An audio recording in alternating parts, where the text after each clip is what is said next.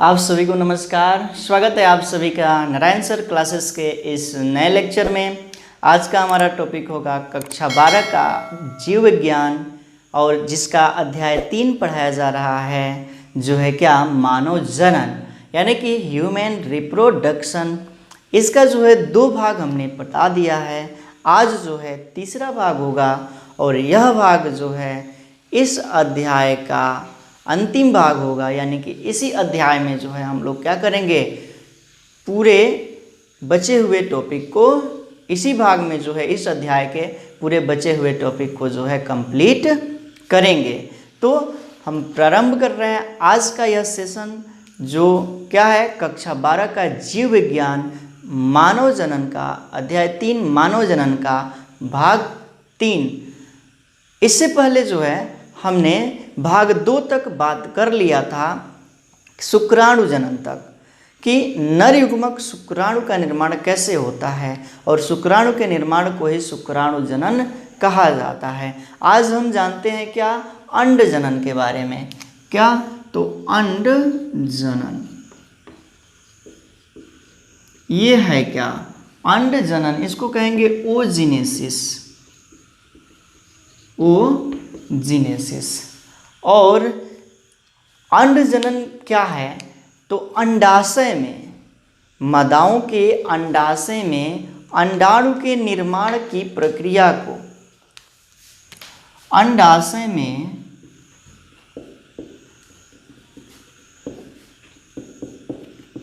अंडाणु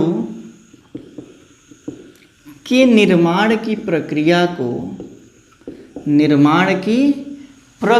को क्या कहते हैं, अंड जनन कहते हैं। अंडाणु है क्या तो मादा युग्मक है। अंडाणु क्या है तो मादा युग्मक है। अंडाणु का निर्माण कब होता है तो भ्रूणीय परिवर्धन के समय, यानी कि मादा शिशु का जब भ्रूण बनता है उसी समय मिलियन की संख्या में अंडाणु बनते हैं और यह अंडाणु जन्म के समय तक ही बनते हैं, जन्म के बाद नहीं बनते हैं। तो कहने का मतलब है कि जन्म से पहले भ्रूण में ही मादाओं में अंडाणु बनना प्रारंभ हो जाता है, जबकि नर युग्मक शुक्राणु का जो निर्माण होता है पुरुषों में जो है यौवनावस्था आरंभ के समय बनना प्रारंभ होता है। ये बात आप जाने रखिए। अब जो ये अंडाणु बनता कैसे है, किस तरह से इसके निर्माण की प्रक्रिया होती है, इस प्रक्रिया के बारे में हम जो है यहाँ पे जान लेते हैं। किस तरह से जो है ये अंडाणु यहाँ पे बनेंगे। तो सबसे पहली बात कि जिस कोशिका से अंडाणु का निर्माण होता है उस कोशिका को कहा जाता है मातृ युग्मक कोशिका, यानी कि अंड जननी। मातृ युग्मक कोशिका इसी को कहेंगे या अंड जननी, अंड जननी। और इसी को जो है इंग्लिश में कहा जाएगा ओजेनिया। तो यही कोशिका है जिसके द्वारा क्या होता है कि मादा युग्मक अंडाणु का निर्माण होता है। ये प्रोसेस किस तरह से होता है उसको जान लेते हैं, किस तरह से ये प्रोसेस होता है।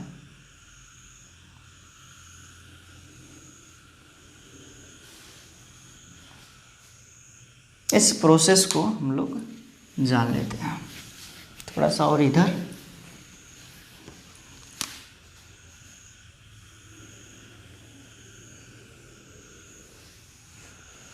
देखिए, तो यहाँ पे जो है क्या है तो ये जो है मातृ युग्मक कोशिका है, यानी कि अंड जननी है, अंड जननी।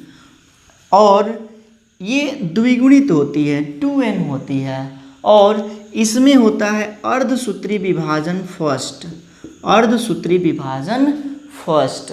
और इसकी जो प्रवस्था होती है पूर्वावस्था फर्स्ट, पूर्वावस्था फर्स्ट।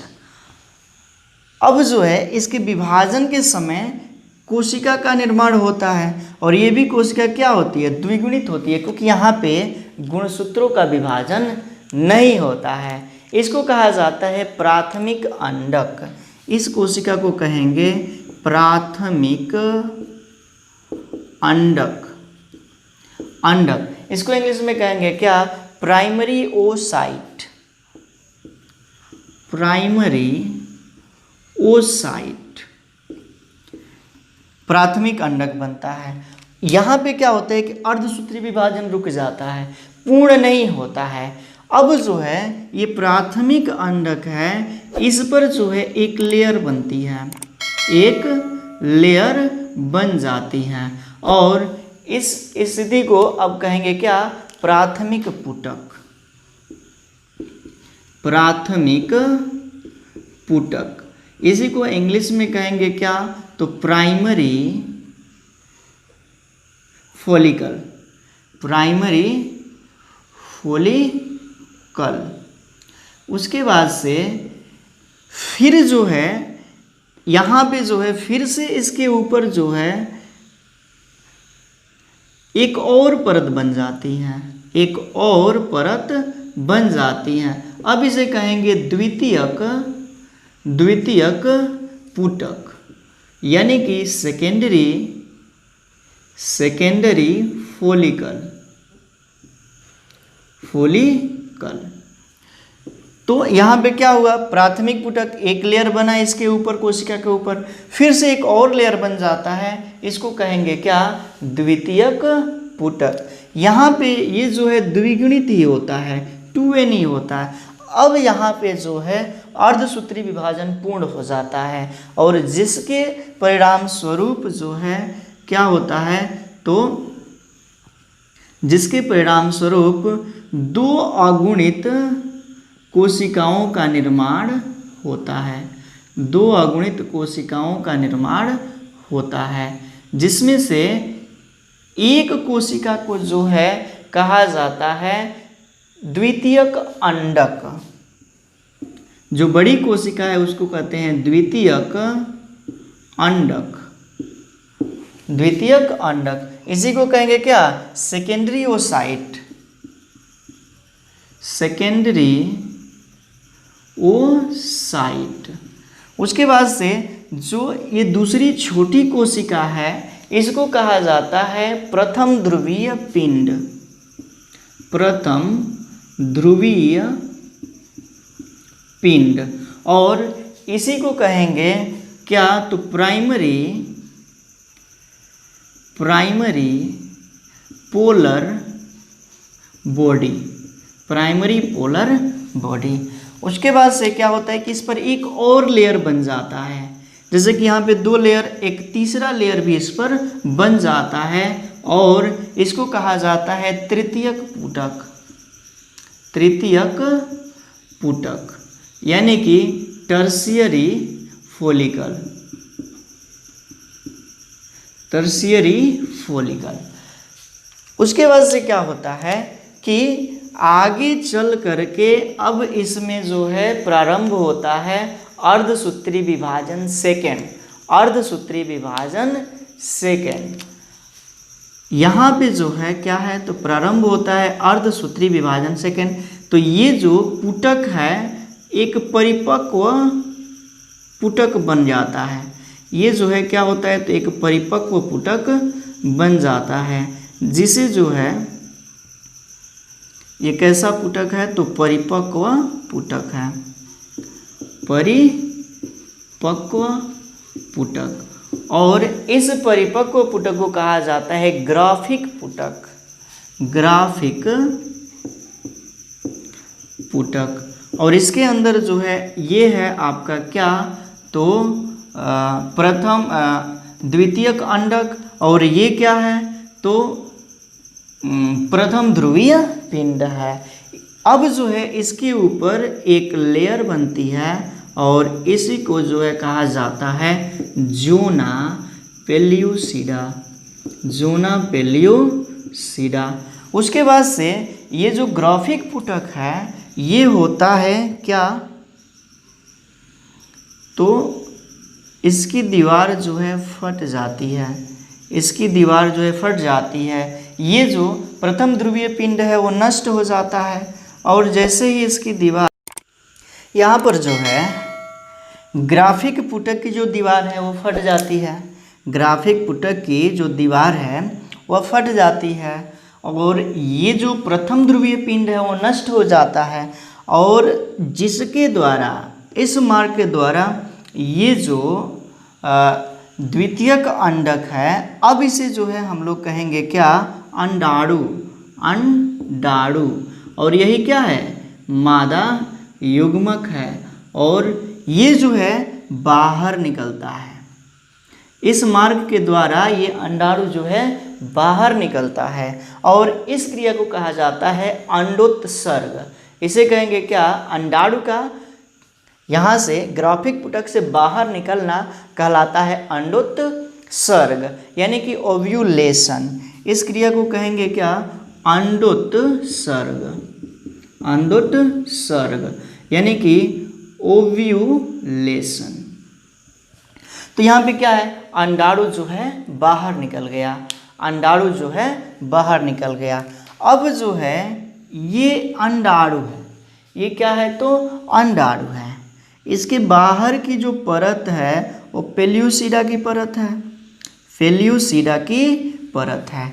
बाहर की जो परत है वो किसकी है, पेल्यूसिडा की परत है। इसमें एक एन है, इसमें जो है होता है अर्धसूत्री विभाजन, अर्धसूत्री विभाजन जिसके फलस्वरूप 2 एन बनते हैं। क्या बनते हैं तो 2 एन का निर्माण होता है, एक एन ये और एक एन ये।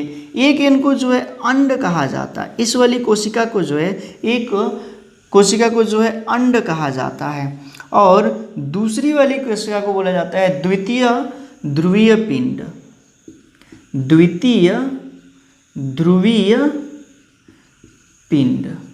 और ये भी कुछ समय बाद नष्ट हो जाता है।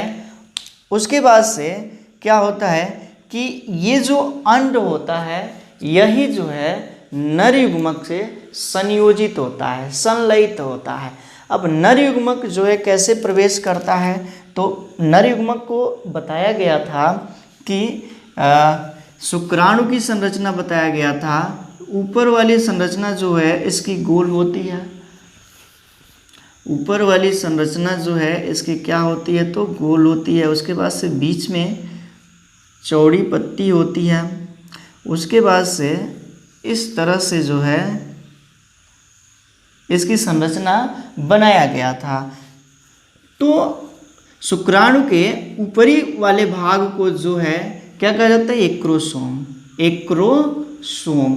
और यही एक्रोसोम क्या होता है कि इस पेल्यूसिडा को, इस पेल्यूसिडा को जोना पेल्यूसिडा की परत को क्या कर देता है, भेद देता है और प्रवेश कर जाता है किसमें, किसमें प्रवेश कर जाता है तो अंडाणु में प्रवेश कर जाता है, अंडाणु में प्रवेश कर जाता है। तो इसका एक एन किसका, नर युग्मक का, और मादा युग्मक का एक एन संयोजित हो करके फिर से जो है संलयित हो जाते हैं। कहाँ पे होते हैं तो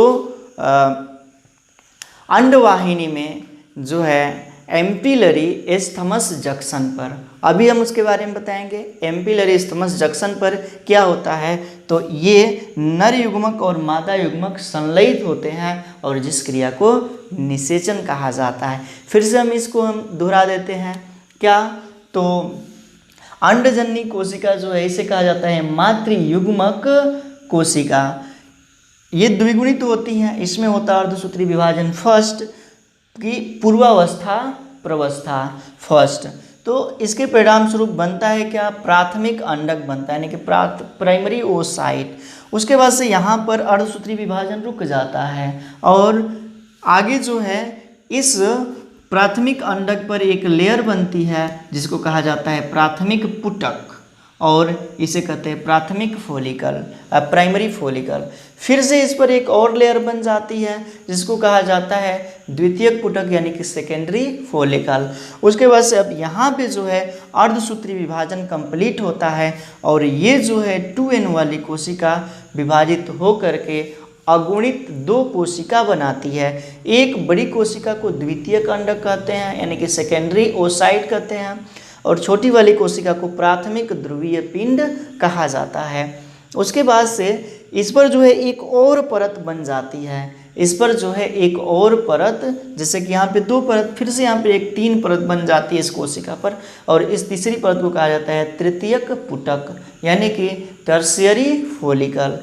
फिर से जो है ये जो पुटक होते हैं एक दृढ़ संरचना बना लेते हैं, परिपक्व हो जाते हैं, जिससे परिपक्व पुटक कहा जाता है, और इसे ही कहा जाता है ग्राफिक पुटक या ग्राफियन पुटक। उसके बाद से जो द्वितीयक अंडक है इस पर एक लेयर बनती है जिसको कहा जाता है जोना पेल्यूसिडा की लेयर। यहाँ पे जो है ये प्राथमिक ध्रुवीय पिंड नष्ट हो जाता है।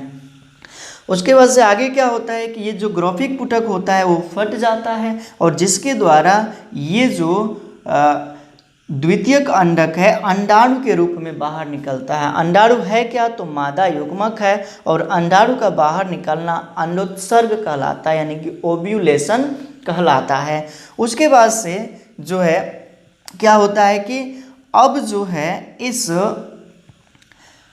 अंडाणु के अंदर होता है अर्धसूत्री विभाजन सेकेंड, अर्धसूत्री विभाजन सेकेंड, जिसके द्वारा जो है एक अंड बनता है, अंड कोशिका, और दूसरा जो है क्या होता है, तो दूसरा बनता है द्वितीयक ध्रुवीय पिंड, ये भी नष्ट हो जाता है। उसके बाद से जो ये जो अंड कोशिका है यानी कि अंडाणु है, ये पहुंचता है कहाँ पे, तो एम्पुलरी इस्थमस जंक्शन पर। एम्पुलरी इस्थमस जंक्शन के बारे में पिछले वीडियो में, पिछले सेशन में हम लोगों ने बात कर लिया था, फिर अभी इसको विस्तार से हम लोग जानेंगे। तो एम्पुलरी इस्थमस जंक्शन पर ये अंडाणु पहुंचता है, और फिर शुक्राणु वहाँ पे जाता है, तो शुक्राणु का जो एक्रोसोम होता है इसके जोना पेल्यूसिडा के लेयर को भेद देता है, तोड़ देता है, और जिसके द्वारा वो अंदर प्रवेश करता है और अंड कोशिका से संयुग्मित होकर के संलयित होता है, और जिस क्रिया को कहा जाता है निषेचन। तो यहाँ तक बात समझ में आ रही होगी। अब आगे का बात हम जो है यहाँ पे करेंगे निषेचन का। जैसे कि युग्मक जनन फर्स्ट प्रवस्था था जो कि निषेचन पूर्व घटना थी। युग्मक का निर्माण हमने नर युग्मक का निर्माण बता दिया। कहाँ पे नर युग्मक के निर्माण को क्या कहा जाता है, तो शुक्राणु जनन कहा जाता है। और उसके बाद से मादा युग्मक का निर्माण भी हमने बता दिया, और मादा युग्मक के निर्माण को कहा जाता है क्या, अंड जनन यानी कि ओजिनेसिस। अब जो है बात करेंगे दूसरे चरण का जो होगा क्या, निषेचन का। दूसरे चरण का बात करेंगे जो होगा क्या, निषेचन का। यदि बात समझ में आ रही है तो वीडियो को लाइक कर दीजिए और कमेंट कीजिए कि सब कुछ समझ में आ गया है। उसके बाद से जो है यदि अभी आपने हमारे चैनल को सब्सक्राइब नहीं किया है तो सब्सक्राइब कर लीजिए, बेल आइकन को भी प्रेस कीजिए, क्योंकि पूरा बायोलॉजी और केमिस्ट्री का सिलेबस एनसीईआरटी बोर्ड का यहाँ पे मिलने वाला है, जिसका आगाज़ हो चुका है, जिसका प्रारंभ हो चुका है, और हम लोग बायोलॉजी में तीसरे अध्याय में प्रवेश कर चुके हैं, और आज जो है करने वाले हैं तीसरे अध्याय को भी समाप्त। उसके बाद से आप जो क्या करेंगे, तो हमारे वीडियो को जो है औरों में, अपने मित्रों में शेयर कीजिए कि ज़्यादा से ज़्यादा लोग इसका लाभ ले सकें और आने वाले एग्जामिनेशन में अच्छा स्कोर कर सकें। तो अब हम बात करेंगे किसका, तो निषेचन का। निषेचन का इसको जो है इंग्लिश में कहा जाता है फर्टिलाइजेशन। फर्टिलाइजेशन। और निषेचन की क्रिया मनुष्य में कब होती है, तो सबसे पहले हमें बनाना होगा मादा जनन अंग।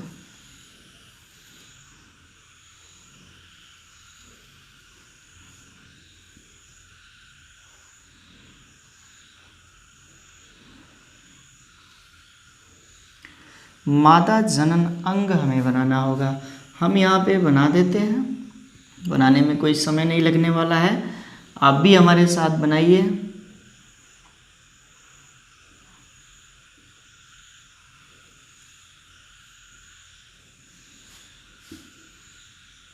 यहाँ पे हमने जो है बना दिया क्या? तो मादा जनन अंग, मादा जनन अंग।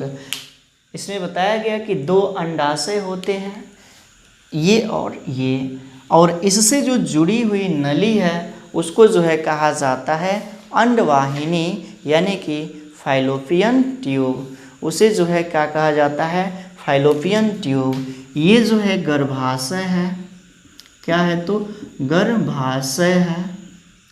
उसके बाद से ये जो पार्ट आप देख रहे हैं ये अंडाशय है, इसी में जो है अंड का निर्माण होता है, अंडाशय। अभी जो हम लोगों ने जाना कि अंड का निर्माण यानी कि मादा युग्मक अंडाणु का निर्माण कहाँ पे होता है?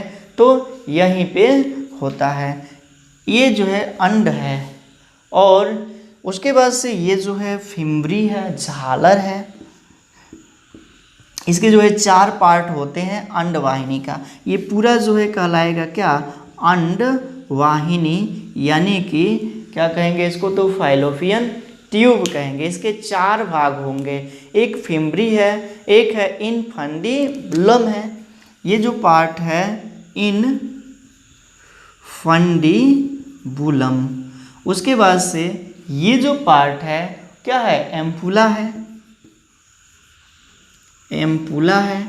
और ये जो पार्ट है क्या है? इस्थमस है, इस्थमस है। उसके बाद से और हम आगे बात करेंगे, तो यहाँ पे हम जो है मादा जनन अंग बना लिए। अब निषेचन है क्या? तो अंडाणु का शुक्राणु के साथ संलयन, अंडाणु का शुक्राणु के साथ संलयन की क्रिया को क्या कहते हैं? निषेचन कहते हैं। निषेचन क्या है? तो अंडाणु का शुक्राणु के साथ संलयन की क्रिया को निषेचन कहते हैं।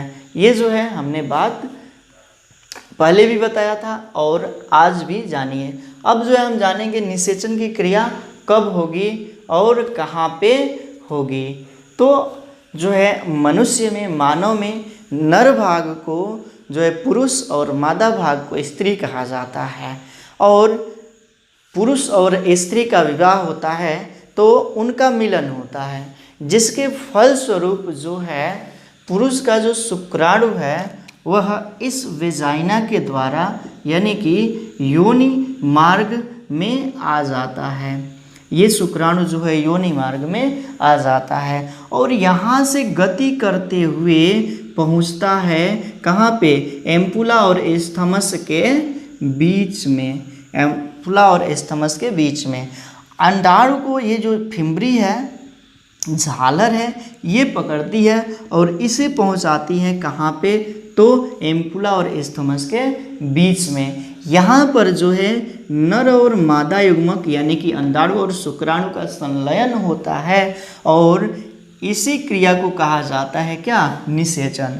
कहाँ पे संलयन होता है? तो एम्पुला और इस्थमस के बीच में। किसमें? तो अंडवाहिनी में। और इस जंक्शन को, इस स्थान को जहाँ पे निषेचन की क्रिया होती है मनुष्य में, उसको कहा जाता है एम्पुलरी इस्थमस जंक्शन। ये हमेशा ये याद रखना है, एम्पुलरी इस्थमस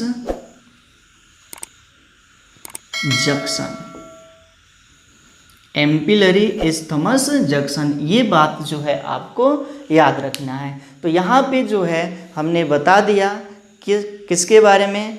तो निषेचन के बारे में, निषेचन के बारे में। तो और थोड़ा सा हम आगे बढ़ते हैं, थोड़ा सा इसको और विस्तार से जानते हैं बना करके। तो यहाँ पे जो है हमने बताया था क्या? तो ये है अंडाणु, इसके ऊपर है पेल्यूसिडा। एक शुक्राणु जैसे ही आता है, इसका जो एक्रोसोम होता है, इस जो जोना पेल्यूसिडा है इसको जो है भेद देता है और जिसके कारण जो है प्रवेश कर जाता है किसमें? अंडाणु में। अब कोई दूसरा शुक्राणु आता है तो यहाँ पर एक कई प्रकार के रसायन जो है यहाँ पे बनते हैं। जो कि दूसरे शुक्राणु को जो है यहाँ पे जाने से रोकते हैं, दूसरे शुक्राणु को जो है यहाँ पे जाने से रोकते हैं, यानी कि यहाँ पे कठोर हो जाते हैं, कठोर परत बना देते हैं, और जिससे कि दूसरा शुक्राणु वहाँ पे पहुँच नहीं पाता है। और यहाँ पे है अंड कोशिका, और जिसके संलयन को ही कहा जाता है क्या, निषेचन। इसी के संलयन को कहेंगे क्या, निषेचन।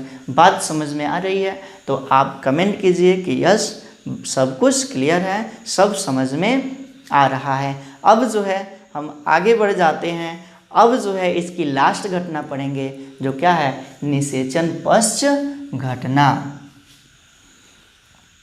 निषेचन पश्च घटना।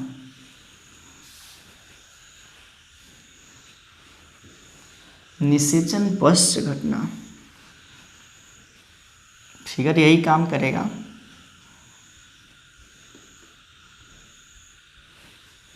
क्या हुआ, तो निषेचन की क्रिया हो गई। अब हम जान लेते हैं निषेचन पश्च घटना। निषेचन पश्च घटना देखिए,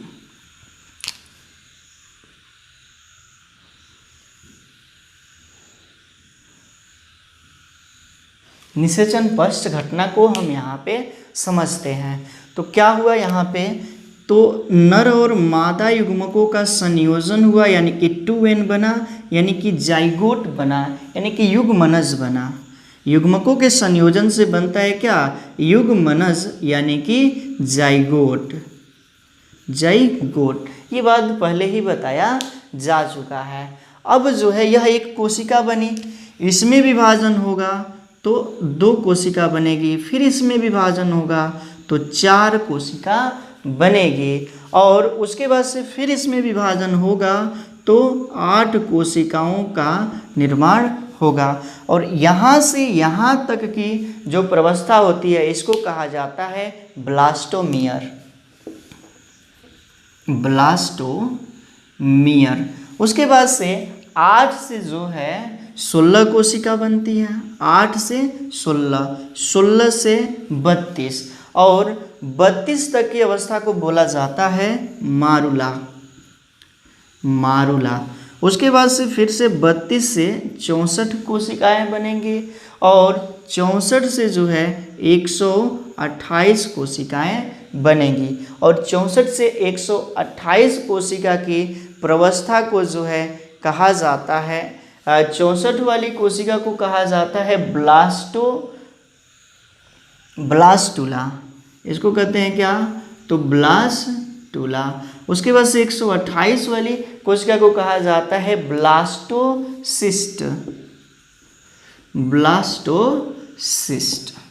तो यहाँ पे क्या है, बार बार कोशिका में विभाजन होता है और कोशिकाओं की संख्या में वृद्धि होती है। अब जो है यहाँ पे जो है हम जान लेते हैं कि ये जो गर्भाशय है, गर्भाशय के मुख्य रूप से 3 स्तर होते हैं। एक है पेरीमेट्रियम, दूसरा है मायोमेट्रियम, और तीसरा है एंडोमेट्रियम। इसके सबसे बाहरी स्तर को कहा जाता है पेरीमेट्रियम। उसके बाद से इसके भीतर वाले स्तर को कहा जाता है मायोमेट्रियम,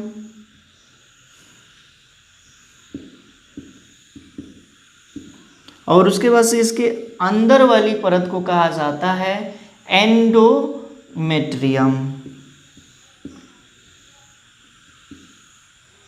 एंडोमेट्रियम। जो 128 वाली कोशिका है वह जो है इसी एंडोमेट्रियम वाली परत पर आकर के जुड़ जाती हैं। एंडोमेट्रियम वाली परत पर आकर के जुड़ जाती हैं। इस क्रिया को कहा जाता है अंतररोपण या प्रत्यारोपण। जैसे ये यहाँ पे एंडोमेट्रियम पर आकर के जुड़ती हैं, इसको कहा जाता है क्या, अंतररोपण। अंतररोपण या प्रत्यारोपण। अंतररोपण या प्रत्यारोपण, इसी को इंग्लिश में कहेंगे क्या, इम्प्लांटेशन। इम्प्लांटेशन। अब जो है 128 वाली कोशिका में जो है विभाजन होता है और यह जो है मुख्य रूप से 3 स्तरों में बट जाती है। सबसे बाहर वाली जो कोशिका का स्तर होता है इसको कहा जाता है इक्टोडर्म, इक्टोडर्म। उसके बाद से उसके भीतर वाली जो कोशिका होती है उसको कहा जाता है मीजोडर्म, मीजोडर्म। और उसके बाद से सबसे भीतर वाली जो कोशिका होती है इसको कहा जाता है इंडोडर्म, इंडोडर्म। तो इस तरह से 3 स्तर बन जाता है भ्रूण का, इक्टोडर्म, मेजोडर्म और इंडोडर्म। यहाँ पे जो है पूरे भ्रूण का विकास होता है, यहाँ पे जो है पूरे भ्रूण का विकास होता है और जो है अंत में भ्रूण के अंतिम समय में, जैसे कि मनुष्य में जो है पूरा भ्रूण बनने में जो है 9 महीने का समय लगता है। तो यही जो इक्टोडर्म, इंडोडर्म या मीजोडर्म है यही शरीर के अंग बनाती है, जैसे कि हार्ट हो गया, लीवर हो गया, लेग्स हो गया, हेड हो गया। ये अंगों का निर्माण इन्हीं कोशिकाओं से होता है, इन्हीं स्तरों से होता है। और पूरे 9 महीने के बाद जो है क्या होता है, एक शिशु का पूरा निर्माण हो जाता है और जिसके बाद से जन्म होता है। तो मनुष्य में जो है क्या, तो निषेचन से लेकर के शिशु के जन्म तक के समय में जो है 9 महीने का समय लगता है, यानी कि पूरे गर्भाधारण का जो समय होता है वह 9 महीने का होता है। तो यहाँ पे जो है मैंने कंप्लीटली मानव जनन के बारे में बता दिया है, इस अध्याय को कंप्लीट कर लिया है। मेन जो भी टॉपिक था उसको मैंने यहाँ पे बताया। उसके बाद से छोटे छोटे कुछ टॉपिक है उसको जो है आप अपने से भी तैयार कर सकते हैं। आपके पास बुक है और उस बुक से जो है उसके बारे में पढ़िए। यदि नहीं आ रहा है तो आप कमेंट में लिख दीजिए, मैं जो है उसको क्लियर कर दूंगा। एक और बात कि भाग 1 में थोड़ा सा एरर हुआ है, थोड़ी सी गलतियां हुई हैं मेरे से, तो वो तो ह्यूमन एरर है, उसको जो है हम यहाँ पे बता दे रहे हैं। क्या, तो वहाँ पे जो है हम एक स्थान पर बोले हैं कि शुक्राणु, शुक्राणु में जो है नर युग्मक का निर्माण होता है। ऐसा नहीं है, वृषण में नर युग्मक का निर्माण होता है और नर युग्मक क्या है, तो शुक्राणु है। फिर बोले हैं क्या, अंड कोशिका में, अंड कोशिका में मादा युग्मक का निर्माण होता है। ऐसा बात नहीं है, मादा युग्मक अंड कोशिका होता है और इसका निर्माण जो है अंडाशय में होता है। फर्स्ट पार्ट में एक छोटा सा एरर हुआ है, उसको जो है हम यहाँ पे क्लियर कर दिए। तो यहाँ पे जो है हमने पूरा केमिस्ट्री का जो पूरा जो जीव विज्ञान के इस अध्याय का भाग है हमने कवर कर लिया है। आने वाले वीडियो में हम अगले लेसन के साथ मिलेंगे।